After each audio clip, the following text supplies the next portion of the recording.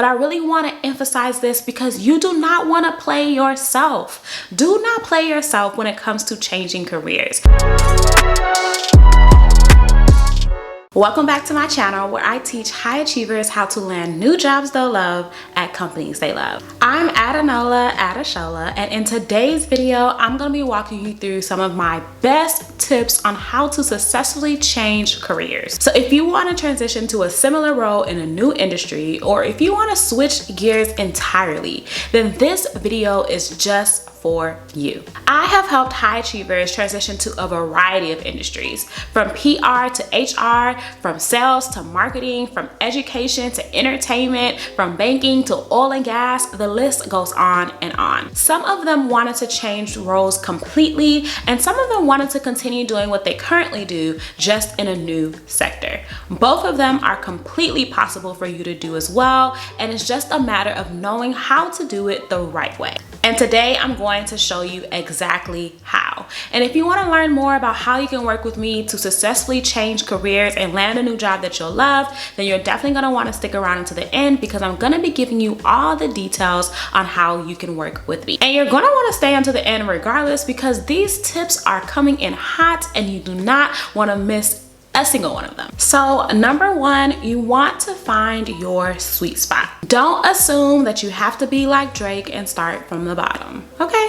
A lot of times people wrongly assume that because they want to change industries, all of their experience goes out the window. But that could not be further from the truth. You do not gotta be Drake. You do not have to start from the bottom to land a new job in a new industry. You do not have to throw all of your experience away, and you do not have to go for entry-level roles when you have more experience than entry-level candidates. This is a really terrible misconception that people tend to have when it comes to changing careers. You want to instead broaden your horizons and find your sweet spot. Oftentimes when I talk to people who are wanting to change careers, they tend to have a vague idea of what it means to go into the next industry. So one of the best examples of this is people who want to move from nonprofit to corporate. I cannot tell you how many times people have told me, I want to move from nonprofit to corporate. And I'm always like, okay, where?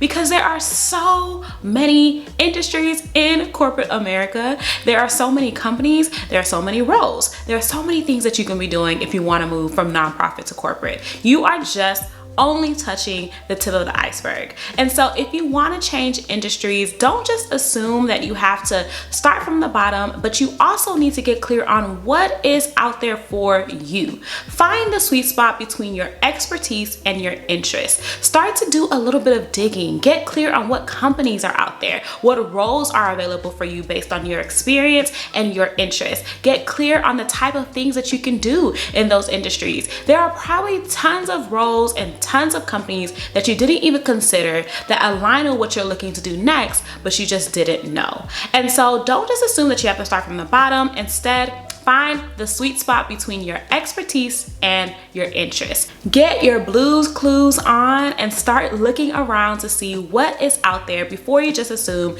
that you have to take whatever you can get to get your foot in the door at the next company or in the next industry. I have a saying that whenever you try to get your foot in the door, your foot usually gets stuck. So don't be that person. Number two, you want to get better, not more. And so I'm going to explain exactly what that means. A lot of times when you want to change industries or change careers, you start to just assume that you have to get more experience. You have to get more certifications. You have to get more degrees. You have to do more of this, more courses, more whatever. But in reality, you might want to pause the brakes. Before you enroll in that night class, let's first determine if you need more skills or if you need to get better at conveying the skills you already have. Once you find your sweet spot, examine the job descriptions for those roles and really look and see if you already have the experience necessary to do the job. Determine if you can use the experience you already have, and if that is the case, then the next step is to figure out how to better communicate your experience. That's not like everyone else. But just because your experience isn't like everyone else's does not mean you need to go and enroll in a class to prove your value. But hey, if you examine the job description and you actually do do need more experience, then go ahead and do what you got to do to get those skills. But also keep in mind that you may already have skills and experience that will be relevant and valuable to the next company, and that you just have to learn how to change your story to communicate that. And so that brings us to the next one. Change your story. Don't focus so much on the accomplishments that used to matter, and instead focus on the accomplishments that matter now. I often find that when people are wanting to change industries, they get so hung up on communicating the same stories, the same examples that they used to communicate to get them the jobs they had in their previous industry. But now that you're wanting to make a transition, you're wanting to move into a new career, you're wanting a new industry, you have to learn to talk about different examples, different accomplishments, different results that better align with what this next industry and what this next career is wanting you to be able to do. You have to remove the jargon, get rid of the words, the language, the things that the old company would have understood and praised you for, and start to adapt to the new language this new industry will better understand. For instance, if you're in finance and you work with healthcare companies and you're looking to move into tech companies,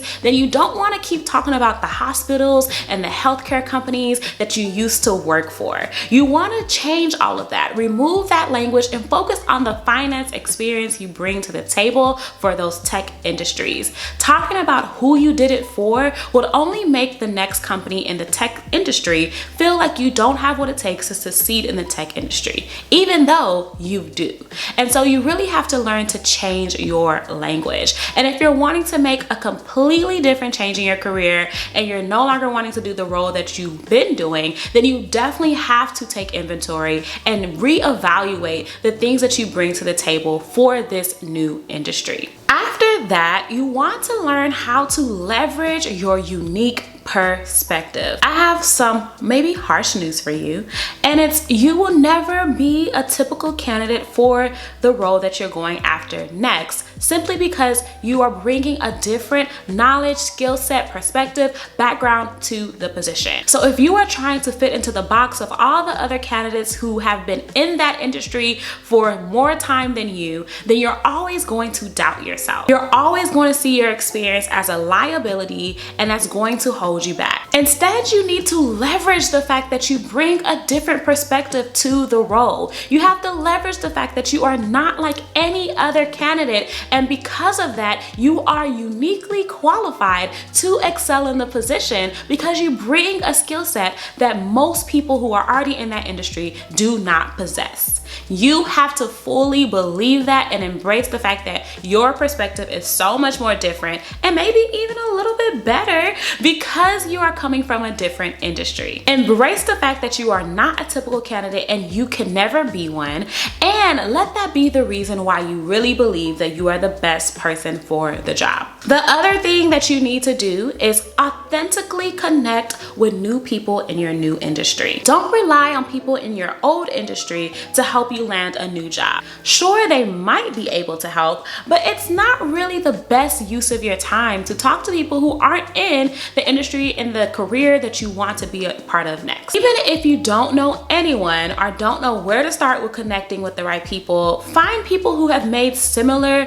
career changes as you. So start digging, do a little bit of stalking. Okay, not the creepy kind, but the good kind, where you really do your research and start to find people who have made the similar transition that you're looking to make. Because as much as social media and our world wants to make everyone feel like they're a unicorn, you are not a unicorn. There are other people out there right now who have successfully transitioned into the career change that you are looking to make. Go and find them. Genuinely and thoughtfully reach out to people who have already achieved this goal and tell them about your experience and how you're similar to them and that you want to learn more about their career journey.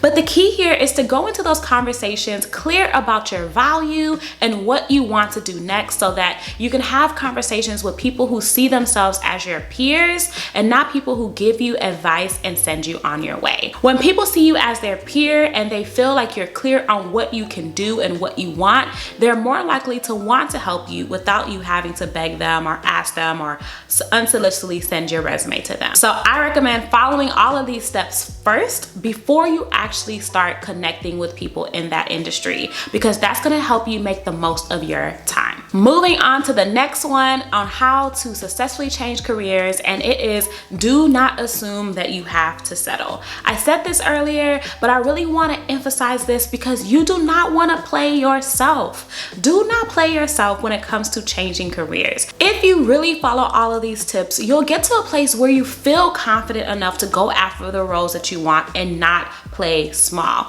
But if you do choose to play yourself and go after entry-level roles, for instance, when you have 6 years of experience, then you're gonna get told that you're overqualified for the roles that you want, or you probably won't even get responses at all because people will see that you are overqualified, or at least will feel like you're overqualified given your years of experience. One of my clients, Chelsea, made this mistake and was playing too small. She was constantly getting told that she was overqualified. She was constantly getting told that she was unqualified because she hadn't found her sweet spot and she was going after all types of positions. But once she really got clear on what role she should be applying for and the sweet spot for her, she was able to go from working in marketing at a college to working in marketing at CBS. She made an amazing career change, doing exactly what she wanted to do next, exactly where she wanted to be. If you want to learn how to successfully change careers without having to play the guessing game, and if you want to work with me to do it, then go ahead and go to employeeredefined.com and read this page all the way through. Make sure it is exactly what you are looking for. And if it is, go ahead and apply and we'll be in touch from there. And while you wait for my next video, here are some other videos you can watch on how to go from where you are now to landing a new job you're gonna love. I'm talking resume tips, I'm talking interview tips, I'm talking about how to overcome imposter syndrome, how to go from nervous to confident, how to make sure that you know how to answer those annoying interview questions, and so much more. So get cozy and enjoy. And don't forget to like, subscribe, and comment below and let me know which of these tips is making you feel more confident about changing careers.